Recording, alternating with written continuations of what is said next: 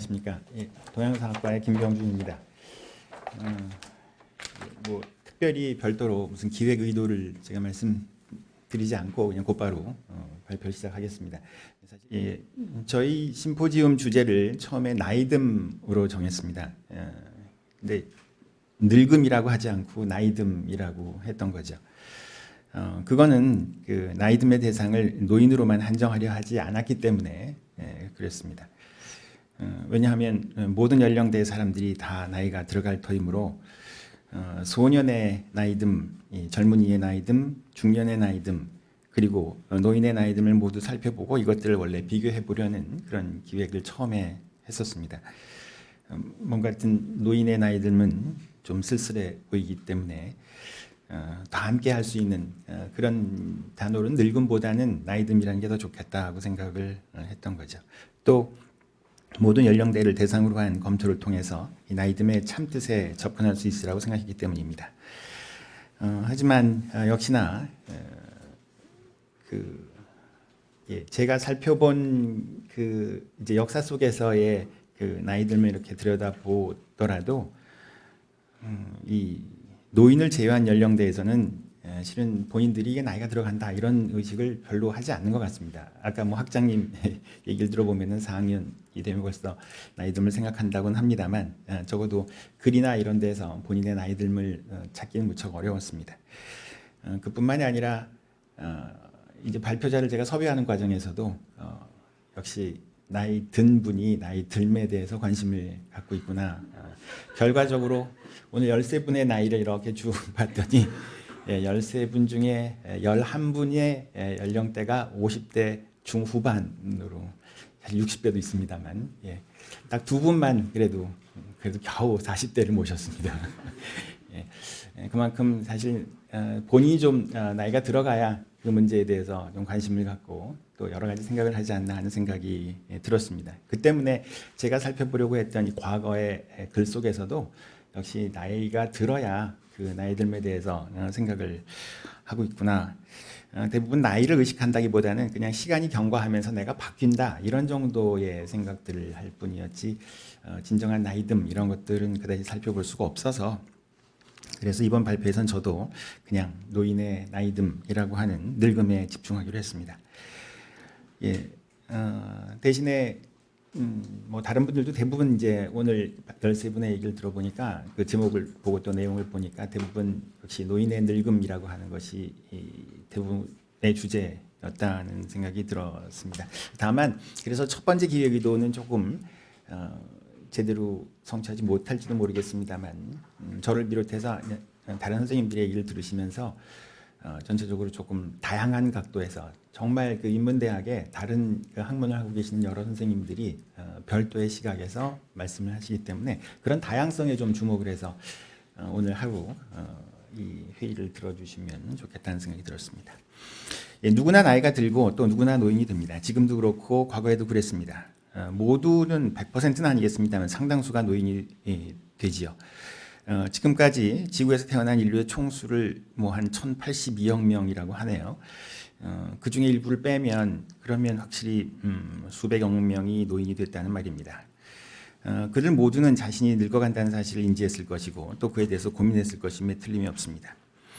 그들의 생각을 모두 알 수는 없지만 많은 사람들이 남겨놓은 글을 통해서 그 일부를 알 수 있습니다. 본 심포지움에서 이와 관련된 많은 논의가 이어질 것이라고 생각이 되지만 제가 이렇게 쭉 한번 검토를 해 보았더니 역시나 전체적으로는 이 많은 사람들이 동서양을 막론하고 노인에 대해서 두 가지 이미지를 갖고 있다 이렇게 정리가 되더군요.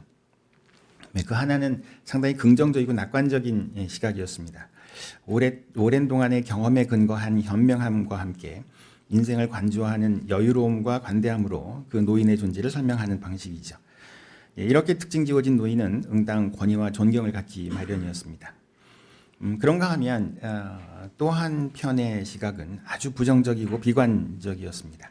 신체적 노화로 인한 투병, 그와 함께 정신적으로도 지적인 사고를 하기가 어려워지고 스스로 경제적인 존립이 어려워져서 빈곤에 빠져서 누구인가 의존할 수밖에 없으며 자연히 소외되고 고립되어가는 자들, 이런 부정적인 시각, 이 두 시각이 언제나 함께 하고 있습니다. 그래서 과연 어떻게 노인을 볼 것인가에 대한 많은 사람들의 생각도 이 둘 중에 어느 하나를 선택하는 그런 과정이었던 것 같습니다. 그런데 이런 상반된 시각 중 과연 양자가 어느 하나일 뿐인가 하는 거죠. 절대적인 것은 아니라 생각합니다. 이 두 가지 상반된 시각을 가진 이미지를 갖춘 노인이 각각 별개로 존재하는 것이 아니겠냐 생각이 듭니다. 신체적, 정신적 노화가 일어나서 자립이 어려운 사람들이 있는가 하면 또 일부는 충분한 재력을 갖고 현명한 판단을 가지고 있는 노인도 있습니다. 그럼에도 불구하고 우리는 두 가지 노인이 뭘까? 그 중에 어느 하나를 이렇게 선택해야 하는 그런 일들을 많이 하는 걸 보면 우리 머릿속에는 이 두 가지가 작정된 이미지로 노인을 인지하고 있는 것 아닌가 하는 생각이 들었습니다. 많은 사람들이 노인이 되면서 나이 들면 어떻게 받아들일까라고 하는 문제에 부딪힐 때 두 가지 시각 중 어느 하는 것이 맞는가라고 고민하는 것도 결국은 노인 이미지에 두 가지 상반된 시각이 우리 머릿속에 섞여 있기 때문인데요. 이 글에서는 오늘 저는 아무래도 제 전공이 역사학이기 때문에 뭐 지나간 과거의 인물이 노인에 대해서 어떻게 생각했느냐, 늙음에 대해서 어떻게 생각했느냐라기보다는 그 노인들이 어떻게 존재하고 있었고 그들이 어떻게 살아가고 있었는지 이런 문제에 조금 더 집중해 보려고 합니다. 먼저 많이들 관심을 갖고 있을 법한 얘기는 옛날 노인들은 얼마나 많았을까 이런 얘기겠죠. 보통 영양 상태가 부실했고 각종 질병을 치료하는 의료시설이 크게 부족한 고대 사회에서는 생존율이 크게 낮았고 따라서 노인의 비율도 크게 적었을 거라고 추정하기 마련입니다. 그동안에는 특히 고대 사회의 경우 남아있는 무던 자료가 크게 부족했을 뿐만이 아니라 그 안에서 노인과 관련된 기록을 찾는 것은 더더욱 어려운 일이었기 때문에 이 문제에 대해서 접근하기가 상당히 어려웠습니다만 최근 당시 어떤 1차 자료겠죠. 호적이라든지 그 호적들을 통계를 해서 상부에 올리는 그런 상계 문서와 같은 1차 자료가 이게 이제 속속 발굴이 되고 또 출토가 되면서 이 문제에 대한 단서가 생겨났습니다. 먼 옛날 얘기긴 합니다만 중국의 어디에서 발견된 그 1차 자료에서는 기원전 1세기 말 지금의 중국의 동부 지역인데요. 그곳에서 중앙으로 보내는 상계 문서가 포함되어 있었는데 이에 따르면 총 인구당 70세 이상의 노인이 차지하는 비율이 3.47%입니다. 아주 상세하게 기록이 되어 있어서 70대 79세는 2.43, 80에서 90세, 심지어 90세 이상도 0.2%를 차지하고 있는 그 기록들이 쭉 나와 있습니다. 이 중국의 경우에는 물론 이제 서양에서도 마찬가지로 여러 가지 인구 센서스가 이루어지긴 합니다만 특별히 이 중국 동아시아 고대 사회라고 하는 것은 사실 개별 인신적인 그런 지배 사회였기 때문에 그 어떤 지배의 가장 기본이 호적입니다. 인구 센서스가 기본이 되어야 하기 때문에 상대적으로 그 신뢰성이랄까 이런 것들이 상당히 많은 편이죠. 아무튼 그 자료에 의하면 지금 한 3.47%가 됩니다. 또 다른 곳에서 나온 경우는 한 2.2%인데 여기에 멸로라고 하는 즉 남자 성인이 이제 일정한 나이가 돼서 모든 요욕으로부터 해방이 되는 시점을 면로라고 하는데 2.2%라고 되어 있으니까 여성 인구를 포함한 약 한 4% 정도에 육박합니다. 물론 이제 이 문제를 둘러싸고 이제 학계 내에서는 이거 그대로 믿을 수가 없다. 이 지방 정부의 관리들이 전체 인구에서 이 노인 비율을 높임으로써 중앙에 상납해야 할 세금을 상대적으로 줄이고 또 우리 마을에는 이렇게 아주 많은 노인들이 살고 있습니다라고 하는 것은 실은 그 지방관의 양로의 덕을 폭넓게 실천하고 있다는 걸 드러내기 위한 것이었기 때문에 혹시 인구가 고의적으로 과장된 것은 아닐까 이런 그 지적도 있습니다. 왜냐하면 그 기록을 보면은 노인 인구 이외에 6세 이하의 인구도 상대적으로 우리 예상보다 좀 높게 기록이 되어 있다거나 남녀의 비율을 아주 이상적으로 맞춘다거나 그다음에 토지가 아주 정상적으로 증가된다는 이런 것들이 뭔가 연구자들로 하여금 좀 의심을 갖게 하는 그런 부분이죠. 하지만 또 다른 여러 이제 간독들 당시 나온 1차 자료들을 보니까 어떤 곳에는 60세 이상이 무려 15.8%에 나오기도 하고 또 반대로 어떤 데는 정반대로 60세 이상이 0.4%밖에 안 되는 이런 차이를 보여주고 있습니다. 따라서 일부 지역에서 허상의 태평을 자랑하기 위한 고의적인 장부 왜곡이 있었을 가능성도 배제하지 못하지만 전체적으로는 기근과 같은 재난 상황과 같이 시간과 제약에 따른 특수 상황에 따라서 노인 비율이 차이가 난 그 결과라고 생각이 됩니다. 평균적으로 여태 여러 가지 나온 것들을 모두 합쳐보면 한 4% 정도로 보는 게 제가 지금 생각하는 이 고대 사회의 노인의 인구고요. 60세 이상이요. 이거는 1940년대 한국과 중국에서 조사한 그 결과 60세 이상이 6%라고 하는 것과 비교해 봐서 예, 시대적으로 약간 2000년 정도 앞선 시기니까요. 그 정도면 무난한 수치가 아닐까라고 생각이 됩니다. 자, 요컨대 중국 고대 노인 인구가 예상과 달리 아까 처음 말씀드린 것처럼 아주 2000년 전이라서 정말 다 질병에 걸려서 일찍 다 죽었을 것이다라고 하는 생각과는 달리 지금과 크게 차이가 나지 않을 정도로 상당히 많았다. 인구 구조에서 상당히 많은 노인이 차지하고 있다 하는 얘기를 드렸습니다.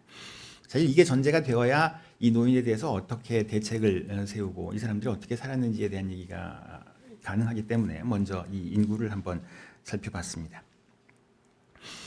이 전한시기죠. 한대의 인구의 4% 약 당시 총 인구가 5천만이라고 되어 있기 때문에 약 한 200만 명에 이르는 이 노인들은 과연 어떤 사람들이었을까? 아까 말씀드린 것처럼 이들은 과연 충분한 경험과 지식에 근거하여 현명한 판단을 보여주며 가족에서 존경과 권위를 갖고 있는 사람들이었을까? 막연히 고대의 노인들 그럴 수도 있겠다고 생각을 하지만 정작 사료에서는 그렇게 보이지 않습니다.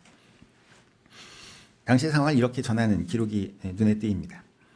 당시 진나라 사람들은 집안이 부유해지면 자식이 성장하자마자 독립해 나간다. 반대로 가난하면 자식이 성장하자마자 다른 집에 대릴 사이로 나간다 하는 겁니다. 결과적으로 자식이 장성하자마자 부모와 자식들이 함께하지 않는다 하는 얘기가 되는 거죠. 막연한 이미지로는 대가족을 이루고 함께 평화롭게 행복하게 살 것 같지만 실제로 대부분의 상황은 지금처럼 빨리 이해하겠습니다.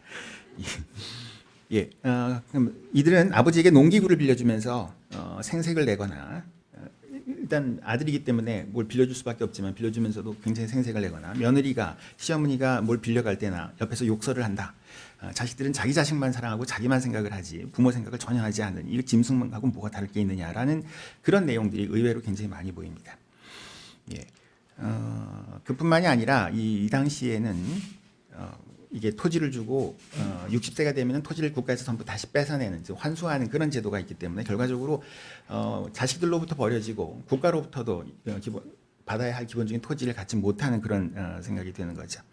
자, 이렇게 되면 그러면 이들은 기본적으로 자립할 수 없는 상황이 되는 거죠. 가족에서도 봉양을 받지 못하고 국가로부터도 지금 토지를 받지 못하게 되는 상황이니까 자, 이런 사람들을 내버려 두지 않고 국가에서는 정기적으로 이들을 돌보기 위해서 국가의 어떤 제도로 노인을 이렇게 도와주는 이런 기록들이 눈에 보입니다. 매달 얼마씩 주어라라고 하는 기록들이 당시에 시행이 됐다는 얘기죠. 지금 이 그림들을 보면 이제 창고고 창고 앞에 앉아 있는 관리가 여기 있는 노인에게 일정한 양을 계속 퍼주는 이런 장면이 그려져 있는데요. 한대 화상석에 보입니다. 여기 왼쪽 편 이 사람이 노인이라고 하는 것은 지금 지팡이를 들고 있고 지팡이 끝에 지금 비둘기가 있는데요. 이게 이른바 구장이라고 해서 비둘기를 나이가 들면은 일종의 존경의 표시로 일단 지팡이를 주는 거예요.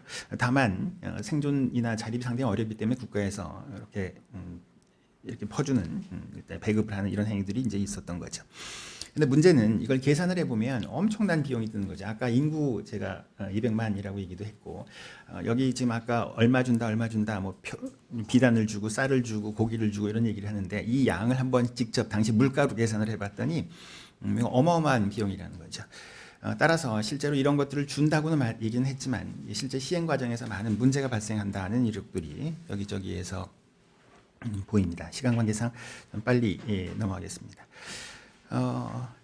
해야긴 하겠는데 반드시 이들을 좀 이렇게 돌봐야 되겠는데 그러나 국가에서 이 모든 돈을 다 줄 수가 없기 때문에 국가에서 이제 다른 방식을 이제 드디어 강구하기 시작을 합니다.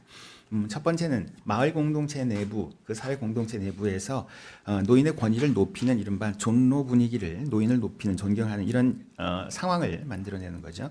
가령 아까 말씀드린 것처럼 지팡이라는 것들을 이렇게 사용함으로써 이들에게 여러 가지 혜택, 예를 들어서 사법적인 혜택이라든지 뭐 이런 것들을 줘요. 예를 들어 노인의 경우에는 살인죄가 아니면 고발이나 처벌을 받지 않는다. 라는 얘기라든지 아니면은 이 노인을 구타하는 경우에는 구타한 사람, 특히 관리가 구타한 경우에 관리를 뭐 사형에 처한다거나 하는 그런 역시 법령들이 만들어집니다. 또 왕장제도라는 것, 이 지팡이를 주는 이런 제도가 개인의 권위를 존중하는 거라면 그것 말고 이 노인들 중에 아주 덕이 있거나 이런 사람들을 뽑아서 부로라고 하는 시스템을 만들어서 그들에게 지방관에게 좀 모자란 여러 가지 마을에서의 여론이랄까 이런 것들을 전달해 주는 이런 얘기들이 여기 당시에 있었죠. 하지만 다수의 노인이 처한 엄중한 상황을 구제하기 위해서는 조금 더 구체적인 방법이 필요했습니다. 마을 공동체의 존경에 그치는 것이 아니라 실제 지금 생존의 문제가 연결되기 때문에 가족 공동체 내에서 노인을 부양하는 방식이 강구가 되었습니다. 그것은 점잖은 권유가 아니라 아주 살벌한 강제였습니다. 그렇게 하지 않으면 가족 공동체 내에서 자율적인 노인의 봉양을 기대할 수가 없었기 때문인데요. 대표적인 것이 불효죄였습니다. 당시 불효죄가 아주 흥미로운데요. 법령에 이르면은 불효한 죄자는 사형에 처한다라고 되어 있습니다. 근데 불효한 사람은 사형에 처하는데 다음과 같은 얘기가 조금 더 붙여 있습니다. 그 중에 아버지가 생존해 계시는데 사흘 동안, 3일 동안 먹을 걸 주지 않으면은 사형이다. 라는 거죠. 상당히 이 가족, 자식에게 부모를 봉양하라라고 하는 게 단순한 권유가 아니라 이렇게 법령으로 정해서 이걸 이제 불효죄 안에 집어넣어서 강제하는 그런 방식입니다. 일반적으로 불효는 부모와 조부모 등 존속을 살해하거나 구타, 상해한 자를 일컫습니다. 하지만 그러한 행위를 훌쩍 넘어서 봉양의 의무를 하지 않는 자들까지 불효의 범위 안에 넣어서 사형에 처한다는 것은 불효죄의 설정이 단순한 가부장 권력을 중시하는 것이 아니라 자립이 어려운 열악한 처지의 노인에 대한 봉양을 가족 공동체에 요구했다는 뜻입니다. 그뿐만이 아닙니다. 굉장히 그 불효라고 하는 범죄를 굉장히 자의적으로 탄력적으로 확대해서 적용했습니다. 예를 들어 부모가 데리고 가서 관청에 데려가서 얘는 불효다. 그리고 우리 아들 죽여주십시오. 뭐 이런 그 기록들도 굉장히 많이 나옵니다. 부모가 70세가 넘었을 때는 물론 이걸 부모의 어떤 의도를 이제 관청에서 의심합니다. 혹시 치매 걸린 거 아닐까? 아니면 좀 그날따라 기분이 너무 나쁜 거 아닐까? 그래서 세 번에 나눠서 그렇게 고발이 이루어지면 비로소 아들을 불효죄로 잡아들긴 하지만 전반적으로는 심지어는 본인이 자기 아들이 불효죄다라고 해서 데려오지 않더라도 같은 마을에 살고 있는 다른 어른이 아무리 봐도 얘는 불효죄다에 해당이 되면은 그걸 관청에 고발할 수 있고 관청에서는 비록 아버지가 직접 친고죄가 아니라 하더라도 주변에 있는 사람들의 그 불효죄를 인정해서 접수해서 그 사람을 체포하는 이런 일들이 이제 벌어지고 있는 거죠. 예, 불효에 대해서만큼은 아주 극형에 처했습니다. 불효라고 규정하지 못하는 경우에도 왜냐하면 너무 지나치게 할 경우에는 좀 어떤 사법적 감정에 맞지 않기 때문에 그런 경우에는 차불효죄라고 해서 불효죄에 버금간다는 형식으로 역시 이 어떤 효성이랄까 아니면 특히 자식의 봉양 같은 것들을 강제했습니다. 너무 사실은 이렇게 확대되기 때문에 일부 사법관리가 이런 경향에 반대되는 목소리를 내기까지도 하는 그런 이제 기록이 남아 있습니다. 물론 그런 경우라도 죽은 부모에게까지 우리가 뭐 제사상에다가 3일 동안 그 음식을 올리지 않으면 그런 거는 우리가 좀 봐줘야 되지 않겠냐라고 하는 얘기가 나올 정도죠. 그 얘기는 바꿔 얘기하면 살아있는 노인들에게 대한 어떤 강제적인 봉양, 의무 이런 것들이 아주 크게 법령으로 규정되어 있다는 얘기였습니다. 마지막 결론 부분인데요. 쭉 한번 정리하면 국가에 의한 물질적인 노인 봉양은 엄청난 비용을 필요로 했습니다. 간헐적이나마 지속적으로 시행되긴 했습니다만 그것은 군주의 은혜를 선전하는 차원에서 이루어졌을 뿐이고요. 실질적인 효력을 얻기 위해서는 마을 공동체와 가족 공동체에서의 자율적인 봉양이 이루어져야 했습니다. 노인을 봉양하기 위한 당위성을 확보하기 위해 노인의 경험, 지식, 현명을 강조하고 생명을 탄생시켜준 근원으로서의 조상 숭배를 통해 어른들을 높이는 이런 분위기를 한창했습니다. 그러나 노인 봉양에 직접적인 책임을 져야 할 가족 공동체의 자율적 봉양을 강제하기는 부족했기 때문에 위에서 살펴본 바와 같이 국가가 과도할 정도로 강력한 법령에 의해서 노인 봉양을 강제했던 것이죠. 하지만 이런 개입은 직접적인 물질적 봉양으로 인한 재정의 과도한 지출만큼이나 상당한 사회적 행정 비용을 가져오는 것이었습니다. 점차 사회적 공감의 수준을 넘어서는 것기도 했었고요. 또 뿐만 아니라 국가 성격도 바뀌게 됩니다. 한대가 성립이 되면서 이제는 그 이전까지는 국가가 모든 것들을 관리하고 국가가 이제 법령으로서 뭐 불효라든지 가정 내 여러 가지 문제까지도 간섭을 하지만 점점 이 민간 부분으로 넘기는 이런 국가 전체의 성격이 바뀌게 되는데요.